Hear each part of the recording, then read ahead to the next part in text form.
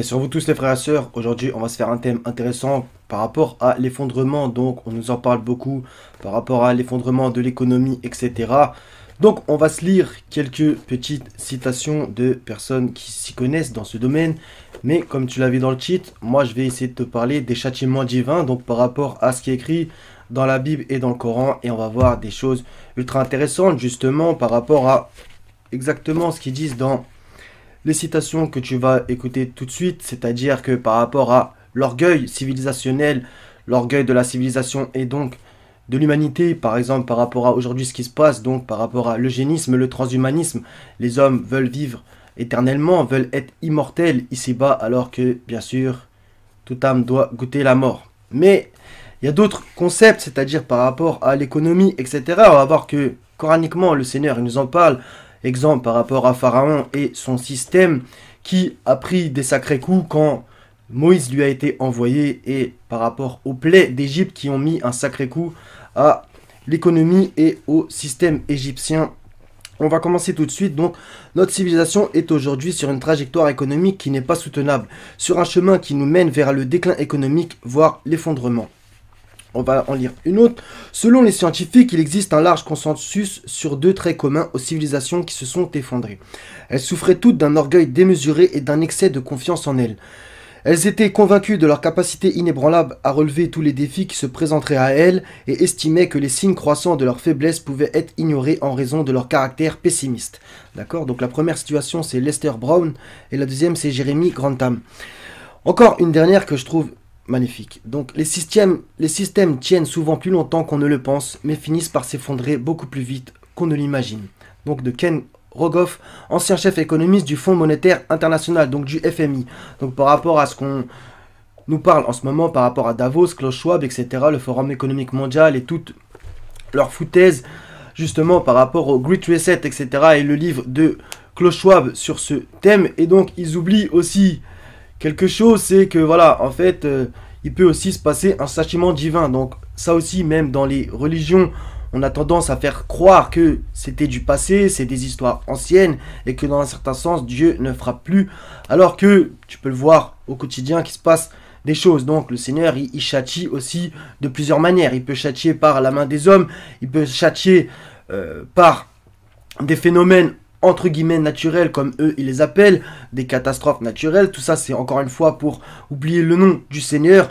Donc comme on va le lire, il va nous citer plein d'exemples de cités qui ont été renversées, donc les villes renversées.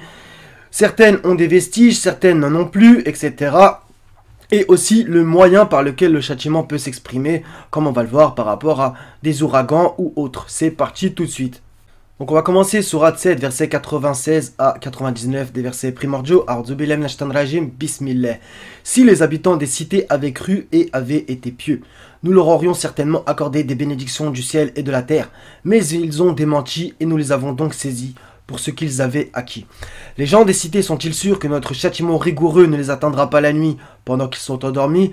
Les gens des cités sont-ils sûrs que notre châtiment rigoureux ne les atteindra pas le jour pendant qu'ils s'amusent? Sont-ils à l'abri du stratagème d'Allah? Seuls les gens perdus se sentent à l'abri du stratagème d'Allah. Et justement, dans cette société, c'est justement un petit peu ce qui se passe, c'est-à-dire que elle s'est enorgueillie, l'État se prend pour Dieu, voilà, le nouvel ordre mondial, etc. Les chefs d'État, les gens, les puissances monétaires énormes, le système monétaire, l'usure, l'intérêt qui a servi l'humanité, l'esclavage par la dette, etc. Sans compter ce qu'ils font, c'est-à-dire ils défoncent la terre, le ciel par leurs produits toxiques, les idéologies dégueulasses et mensongères, tu viens du singe, etc. Donc, toutes ces choses font qu'il y a un énorme chaos sur Terre, par exemple aussi par rapport rien qu'à l'humain aussi. Donc l'homme n'est plus un homme, mais il peut être un écureuil, mais la femme peut se transformer. Bref, tu vois un peu le bordel pas possible. Et donc tout ça, ça peut accélérer dans un certain sens un châtiment divin qui peut être planétaire ou être ciblé à un endroit comme on va le voir que ça s'est passé tout au long de l'histoire. Donc ces gens-là s'enorgueillissent et pensent que ça n'arrivera jamais, alors que dans toute la Bible, voire tout le Coran, etc., jusque par exemple le livre de l'Apocalypse dans la Bible, on va voir cette histoire de la Babylone, la grande prostituée, voilà, elle va tomber, etc. Ou l'exemple de la tour de Babel au tout début de l'humanité qui s'est rebellée contre Dieu avec à sa tête Nimrod, donc on va dire le premier dictateur. Et il y en a eu tout au long de l'histoire. Des gens, dans un certain sens, étaient l'image du diable humaine, d'accord? Donc inspiré par le diable pour justement créer le chaos sur terre, faire un nouvel ordre mondial, altérer la création du Seigneur, et ça a toujours existé, c'est un peu, dans un certain sens, le rêve du diable, d'accord, que voilà, les choses ne soient plus diverses, comme le Seigneur a créé, lui, la diversité parfaite, dans toute sa splendeur, alors que le diable, lui, veut l'uniformité, et détruire les différences, ces différences qui, dans un certain sens, nous rassemblent, même si, voilà, qui dit différent, bah, t'es différent, donc tu n'es pas exactement semblable aux choses. Donc, les poissons, il y en a plusieurs espèces, etc. Et ça, je pourrais parler jusqu'à demain matin. Donc, un monde uniformisé, où il n'est qu'une pensée unique, une façon de s'habiller, une façon de voir les choses, bref. Et tout ça pour aussi éloigner, principalement, l'humanité du Seigneur. Alors que le Seigneur, lui, il a créé les humains pour justement qu'on l'adore, qu'on aille vers lui, qu'on fasse le bien sur terre, alors qu'ici-bas, bah, c'est le chaos. Si les habitants des cités avaient cru et avaient été pieux. Donc il y a toujours aussi cette notion, et Dieu ne fait de tort à personne. Voilà, donc quand les châtiments s'abattent, c'est pour une juste cause, une juste raison, à l'exemple par exemple de Sodome et Gomorrhe. Donc, où justement Abraham a discuté en faveur du peuple de Sodome et Gomorrhe pour justement que le châtiment n'ait pas lieu sur eux, avec la fameuse histoire des 50, des 5 justes, etc. D'accord? Mais Dieu n'en a pas trouvé, autant que Abraham parlait. Donc, et ça aussi, on retrouve ça dans le Coran, comme le Seigneur dit, nous ne trouvâmes qu'une seule maison de soumis. Voilà, une seule maison dans toute une ville. Donc, si tu fais le parallèle un petit peu avec aujourd'hui, donc c'est un petit peu un mix entre l'Empire romain, entre Babylone, entre l'Égypte, entre Sodome et Gomorrhe, entre toutes les idéologies, etc. Et le chaos sur Terre qui est pas possible. On va devoir en parler un petit peu de tout ça et on va continuer coraniquement. Sourate 40, verset 21. Ne parcourent-ils pas la terre pour voir ce qu'il est advenu de ceux qui avaient vécu avant eux? Ils étaient plus forts qu'eux et ont laissé sur terre bien plus de vestiges, donc ça aussi c'est intéressant. Donc par rapport aux civilisations entre guillemets disparues ou réellement disparues, ça c'est intéressant. Donc notre génération qui s'enorgueillit, oui, on a des smartphones, oui, tu m'écoutes derrière un ordi, au niveau électronique, technologique, on paraît largement meilleur qu'avant. Mais le Seigneur nous invite à méditer là-dessus. Et quand on voit par exemple, ne serait-ce que les constructions de certains bâtiments, par rapport aux bâtiments d'aujourd'hui, bah, ça n'a rien à voir. Ça c'est un exemple parmi tant d'autres. Allah les saisit pour leurs péchés et ils n'eurent point de protecteur contre Allah. 41, 15, 16. Quant aux Ad, ils s'enflèrent d'orgueil sur terre injustement et dirent qui est plus fort que nous? Donc cette parole, on voit qu'elle ressemble particulièrement à notre génération et la civilisation dite occidentale. En vérité, la civilisation diabolique. Voilà. Quoi, n'ont-ils pas vu qu'en vérité, Allah qui les a créés est plus fort qu'eux? Et ils reniaient nos signes. Nous déchaînâmes contre eux un vent violent et glacial en des jours néfastes. Donc là, on a un châtiment particulier. Donc le Seigneur, il va décrire aussi les choses. Afin de leur faire goûter le châtiment de l'ignominie dans la vie présente. Le châtiment de l'au-delà, cependant, est plus ignominieux encore, et ils ne seront pas secourus. 50, 36, combien avons-nous fait périr avant eux de générations bien plus fortes qu'eux? Ils avaient parcouru les contrées, cherchant où fuir. Ça rappelle aussi le début de la sourate 21. Ne galopez point, etc. 53, 50, 54, et c'est lui qui a fait périr les anciens Ad ainsi que les Samoud, et il fit que rien n'en subsista. Donc c'est ça aussi le truc, c'est que cette civilisation s'enorgueillit, se prend pour Dieu, etc. Mais s'il veut, le Seigneur, par plusieurs moyens, il peut tout faire disparaître comme ça, et il reste plus rien. Ainsi que le peuple de Noé antérieurement, car ils étaient encore plus injustes et plus violents. De même qu'il anéantit les villes renversées et les recouvrit de ce dont il les recouvrit. Donc là, ça va être un florilège de versets où il y a plein de choses comme ça. Et c'est magnifique. Personnellement, c'est un sujet que j'aime beaucoup. Puisque, encore une fois, comme je te le dis, voilà, l'humanité et l'être humain, voilà, s'enorgueillissent sans cesse et se pensent hyper forts. Alors qu'en vérité, on est faible, comme le Seigneur nous le dit. Donc 69, 1 à 10, je t'invite à le lire pour attiser ta curiosité. C'est super intéressant. 17, 58, il n'est point de cité Là, entre crochets, ils ont mis injuste, ça me paraît juste pour le coup de l'avoir mis. Que nous ne fassions périr avant le jour de la résurrection, ou que nous ne punissions d'un dur châtiment. Cela est bien tracé dans le livre. D'accord? Donc voilà, les cités qui s'estiment super fortes, etc. Tu as des buildings, tu veux faire des smart cities, tu veux faire Neom, qu'est-ce que tu veux? Fais attention. Donc, sourate 9, verset 70, toujours dans le même type. Est-ce que ne leur est pas parvenue l'histoire de ceux qui les ont précédés, le peuple de Noé, des Had, des Samoud, d'Abraham, des gens de Madian et des villes renversées? Les messagers leur avaient apporté des preuves évidentes. Ce ne fut pas Allah qui leur fit du tort, mais il se fit du tort à eux-mêmes. D'accord. Il n'y a rien à rajouter. 29, 35, 40. Donc par rapport, le verset 35 fait référence au verset d'au-dessus que je t'invite à lire, et ça fait référence aux villes de Sodome et Gomorrhe. Certainement, nous avons laissé un signe évident pour des gens qui comprennent. Voilà, quand cette cité a été détruite pour la perversité des habitants. C'est écrit juste au-dessus. De même, aux Madian, leur frère Shuaib qui leur dit, ô mon peuple, adorez Allah et attendez-vous au jour dernier, ne semez pas la corruption sur terre. Mais ils le traitèrent de menteur, le cataclysme les saisit, et au matin, ils gisaient sans vie dans leur demeure. D'accord? Le cataclysme. Et comme tu vois, il y a écrit carrément la marque temporelle, et au matin. Donc il y a la manière de châtier, le cataclysme, et la temporalité, c'est-à-dire au matin, comme on l'a vu dans la sourate 7, les gens des cités, etc. De même, les Had, les Samoud, vous le voyez clairement à travers leurs habitations. Donc, comme je t'ai dit, vestiges ou pas vestiges. On va y revenir. Le diable, cependant, leur avait embelli leurs actions au point de les repousser loin du sentier. Ils étaient pourtant invités à être clairvoyants.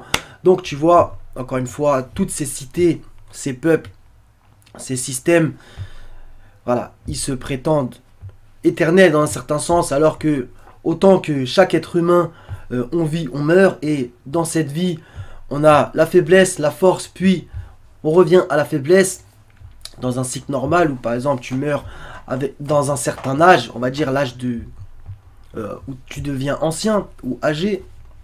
Donc c'est un petit peu pareil. Voilà, la végétation aussi, c'est le cycle de la vie. À un moment, elle est verte et à un moment, elle jaunit. Voilà.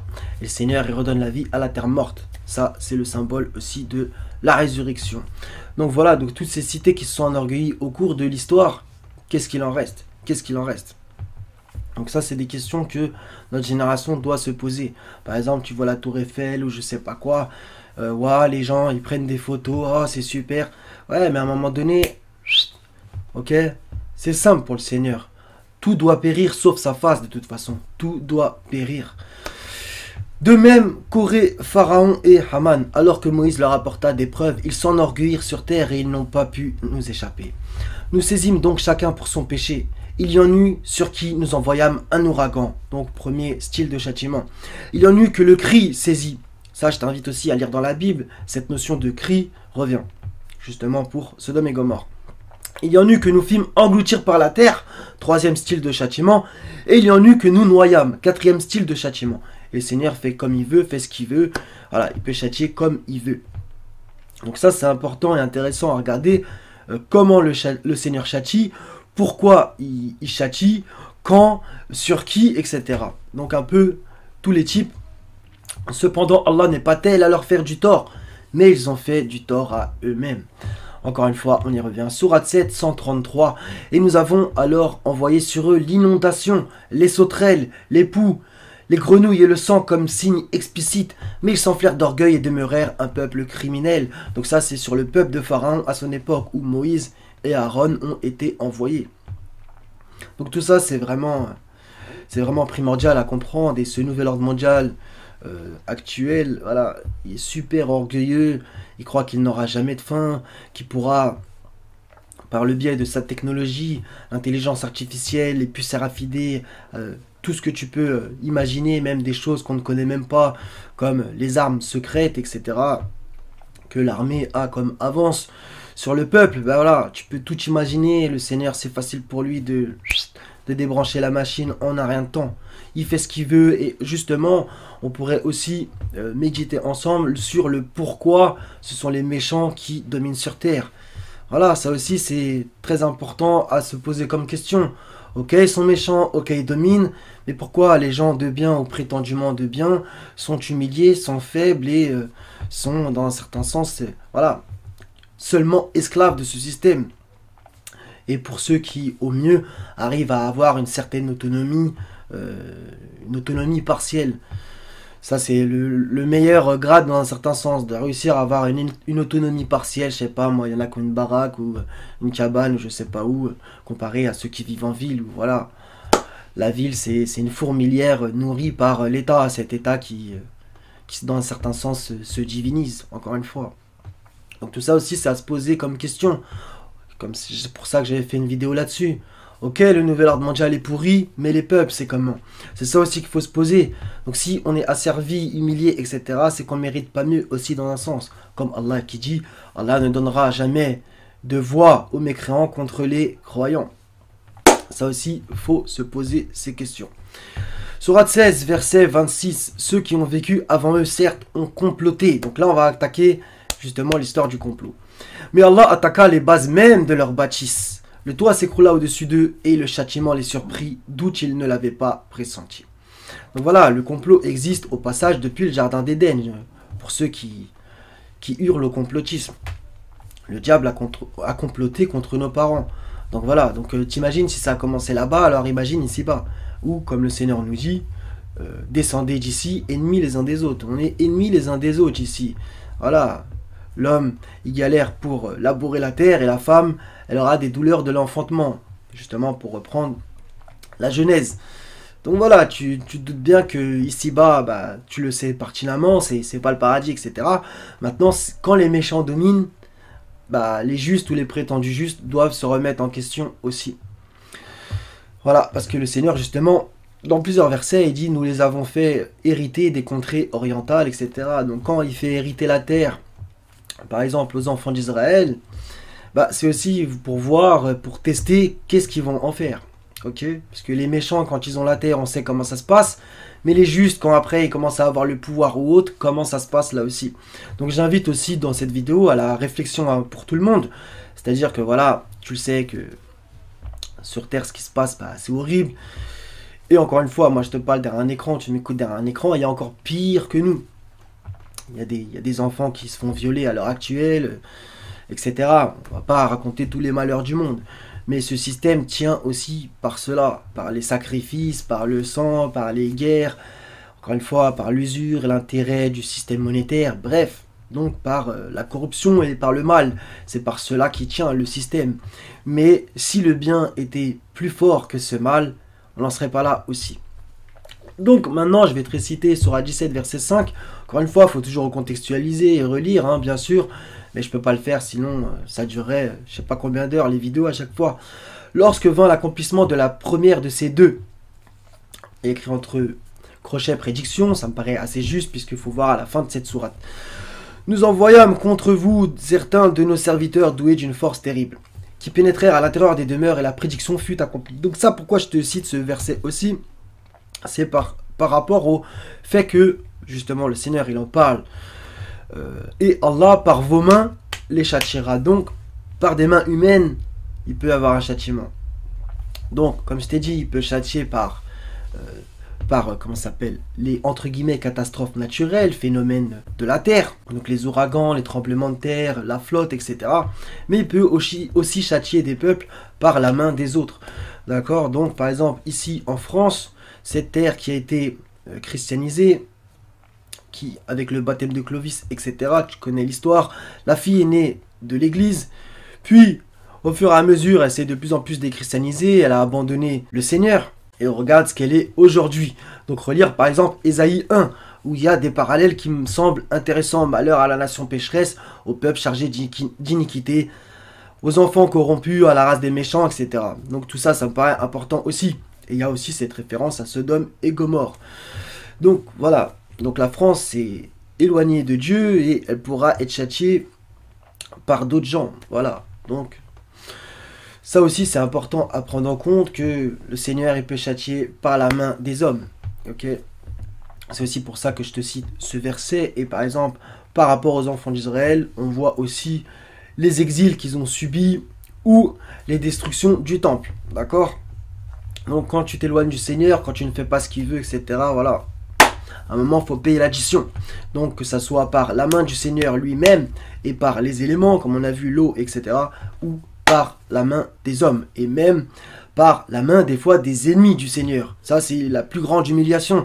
C'est-à-dire, les gens se prétendent croyants, nous sommes les élus, nous sommes la communauté sauvée, mais finalement, c'est carrément des idolâtres qui vont venir tout défoncer chez toi, d'accord? Ça, c'est arrivé à multiples reprises dans l'histoire. Donc, par exemple, il y a des choses intéressantes, le séisme du 1er novembre 1755 à Lisbonne, justement, qui a fait beaucoup de bordel, séisme, incendie, etc., dans une terre pourtant profondément catholique. Et donc les gens se demandaient la question, mais ici c'est super catholique et finalement on se fait châtier. Donc ça a donné des réflexions qui me semblent intéressantes, et c'est pour ça aussi que je te fais cette vidéo, afin qu'on réfléchisse tous ensemble. Donc voilà, donc si la terre est remplie d'iniquité, que ce sont les méchants qui dominent, encore une fois, j'invite tout le monde à se poser la question, pourquoi? Pourquoi? Voilà, donc à chacun de se bouger aussi et faire en sorte que les choses changent. Donc par exemple, on a eu Pompéi ou le volcan, etc., qui a châtié cette ville. Donc à toi aussi de regarder si tu connais pas, bien que je pense que tu connaisses. Par rapport à la chute de l'Empire romain, donc c'est un petit peu dans le thème aussi, comme justement je t'ai parlé de la chute de l'Empire égyptien qui est arrivé quand même bien après Moïse, mais le passage de Moïse a quand même fait énormément de mal à l'Égypte. Et on va voir aussi d'autres châtiments sur des empires. Donc Saint Augustin par exemple, qui parlait justement de l'effondrement de Rome. Donc ça c'est très intéressant, on va faire une petite citation. De même la tribulation est venue fondre sur Rome pour purifier et délivrer l'homme juste. Donc tu vois là ça va un petit peu plus loin dans la réflexion. Et pour y frapper l'impie du châtiment qu'il méritait. Soit que la mort l'ait précipité dans le gouffre des souffrances éternelles, soit que dans la vie qui lui était conservée, il n'ait trouvé qu'une occasion de blasphémer avec plus d'audace. Soit enfin que Dieu, dans son infinie miséricorde, ait voulu purifier dans la pénitence ceux qu'il prédestinait à jouir du bonheur du ciel. Donc ça, encore une fois, c'est un peu ce que j'essaie de te présenter. Donc c'est pour ça que, voilà, il y a des gens qui mènent une vie pourrie dans un monde, voilà, qui est rempli d'iniquité et de mal, dominé par le diable et ses alliés dans un certain sens, même si encore une fois, je sais qu'il y en a qui ont du mal à comprendre tout ça, le Seigneur contrôle tout entre ses mains. Le système monétaire, qu'est-ce que... N'importe quoi, il contrôle tout le Seigneur. Qu'on soit d'accord. Maintenant, justement, voilà. Est-ce que nous méritons d'être sauvés? Est-ce que nous méritons de vivre des vies meilleures? C'est ça aussi. Il y a un peu ce truc de la méritocratie avec Dieu. Donc tu fais, tu récoltes. Tu fais pas, bah tu récoltes pas ou peu. C'est évident. Voilà, si tu sèmes beaucoup, tu récoltes beaucoup. Donc les gens de bien sèment pas assez sur terre, alors que les gens de mal, eux, ils sont déterminés. Voilà, du matin au soir, ils font le mal et nanana. Et dans un certain sens, ça va être bizarre ce que je vais dire, mais ils font tellement le mal, ils sont tellement convaincus qu'il faut le faire, ils adorent tellement le diable, que dans un certain sens, ils ont le résultat. Alors que l'équipe, si je peux prendre un exemple sportif, l'équipe des gens de bien, voilà, ça se tourne les pouces. Ça joue pas, ça s'en fout, ça veut pas gagner. Bah tu gagneras pas. Voilà. L'adversaire, eux, ils sont déterminés à nous mettre une raclée. Et pour l'instant, on prend 4-0. Mais bon. Je pense, personnellement, j'ai la certitude qu'on va gagner dans les arrêts de jeu. Encore une fois, pour reprendre un exemple. Mais bon. Donc par exemple, dans Daniel aussi, chapitre 2, on a cet exemple du fameux rêve, etc. Le songe du roi, où voilà, il y a les 4 empires, etc. Donc encore une fois, le colosse au pied d'argile, si tu connais pas, je t'invite à faire tes recherches. Si, au passage, là je suis en train de parler, mais dis aussi ce que tu as à dire, et bien entendu, on a chacun des choses à s'apprendre et commente avec plaisir. Donc dans Genèse chapitre 11, versets 1 à 9, donc 11-9, au passage, comprendra qui pourra, bah, c'est aussi l'histoire de la tour de Babel, donc voilà, les hommes, etc. Un nouvel ordre mondial. Bonjour, nous nous aimons tous, donnons-nous la main, on va construire une tour, etc. Donc c'est exactement pareil que maintenant. C'est-à-dire, voilà, cette mondialisation, ce mondialisme, ils font semblant, oui, nous nous aimons tous, les peuples de la terre, aimez-vous, alors qu'en vérité, ils veulent tous nous détruire, peu importe qui nous sommes. Eux, ils sont apatrides là-haut, ils en ont rien à faire, hein. Ils veulent tous nous détruire.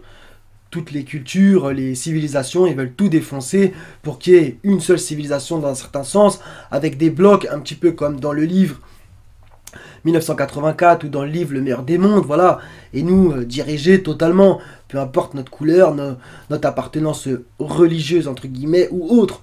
Eux, ils veulent tous notre mort, notre destruction, et qu'on finisse avec le diable dans l'enfer. C'est ça le réel but. Et au passage, sur Terre, qui vivent le plus longtemps, jouir, être des libertins, et au passage, qu'il y ait beaucoup de grenadines qui soient répandues pour que ça fasse plaisir à l'adversaire, notre ennemi commun, c'est-à-dire le diable.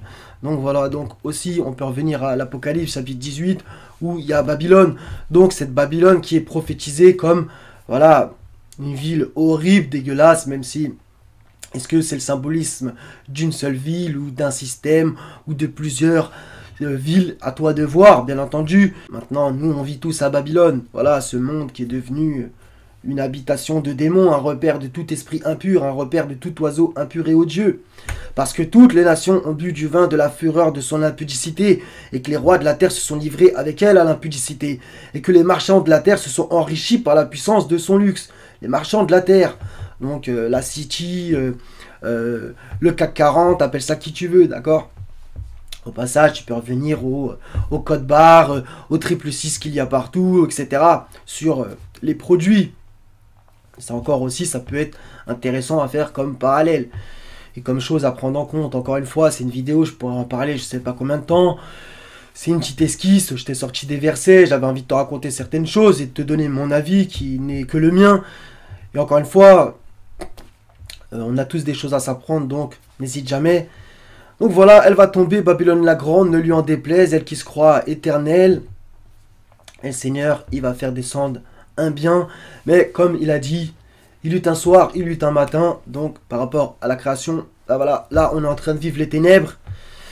À un moment, il y aura le lever du soleil et ça sera un nouveau jour.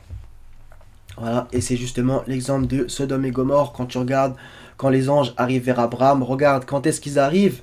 Ensuite, ils arrivent à Sodome et Gomorrhe pour voir Lot. Et c'est au petit matin que le châtiment, il a pété. Donc il y a aussi l'image des ténèbres, puis du renouveau de la lumière avec l'aube et donc un nouveau jour.